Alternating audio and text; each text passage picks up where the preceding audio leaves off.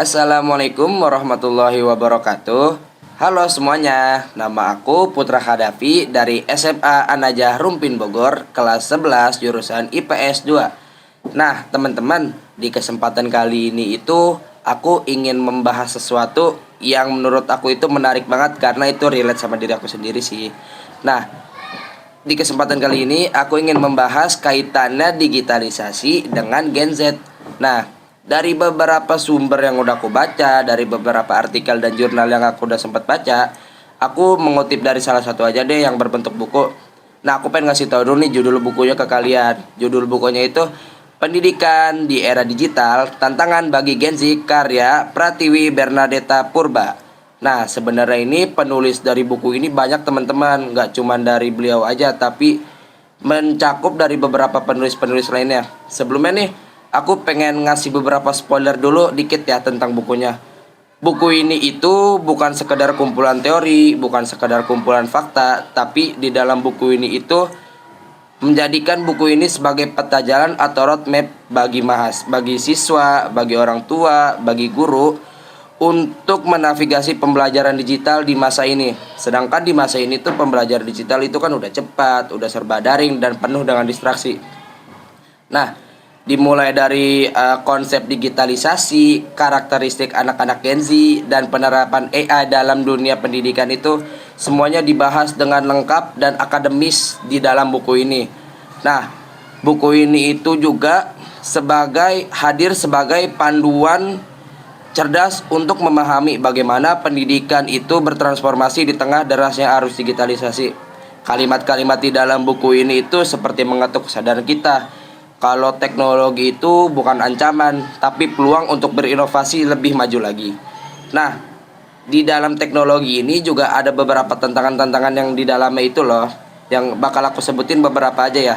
Oh ya, sebelum itu aku bakal ngasih tahu, buku ini itu menurut aku berani banget. Kenapa berani? Karena menurut aku buku ini itu mampu menguak dunia gelap di dalam digital. Seperti penulisnya itu menyoroti bahwa di balik kemudahan kita mengakses informasi itu ada beberapa bahaya yang mengintai.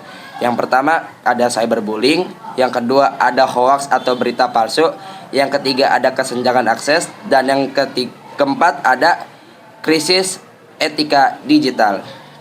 Nah, dari bab demi bab di buku ini itu membuka mata kita bahwa nggak semua generasi yang lahir di dunia itu nggak harus ngerti, nggak semuanya ngerti tentang digitalisasi, nggak semua generasi itu ngerti tentang digital itu apa. Seperti kita Gen Z itu menurut aku nggak semuanya bisa ya tentang digital ini, dan aku juga ngerasa aku juga belum terlalu fase dalam menggunakan digital ini. Buku ini juga mengulas nih betapa pentingnya peran guru dan orang tua dalam membentuk karakter digital anak. Tantangan pendidikan itu bukan cuma soal perangkat, tapi soal manusia yang di balik layar. Mereka ini yang mesti dibekali nilai-nilai moral dan etika di dunia maya. Singkatnya, buku ini itu menegaskan digitalisasi tanpa literasi hanyalah ilusi. Nah, aku pengen ngasih tahu aksi nyatanya teman-teman. Buku ini itu juga nawarin solusi aksi nyatanya. Kira-kira apa aja aksi nyatanya ya?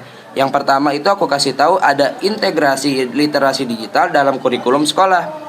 Yang kedua ada kolaborasi guru dan orang tua dalam pengawasan daring.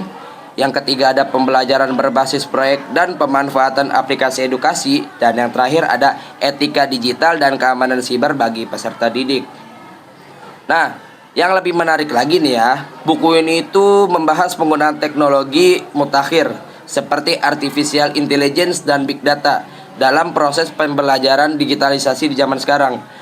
Ada pembahasan bagaimana AI itu bisa membantu personalisasi belajar siswa, mencari akademik siswa, analisis capaian belajar siswa. Jadi menurut aku buku ini itu nggak cuman tentang literasi digital, nggak cuman tentang Gen Z, nggak cuman tentang teknologi, tapi menurut aku dalam buku ini tuh banyak banget mencakup hal-hal yang berkaitan dengan bahasa yang lugas, dengan konteks terjemahan Indonesia yang menurut aku gampang aku pahami lah gitu ya.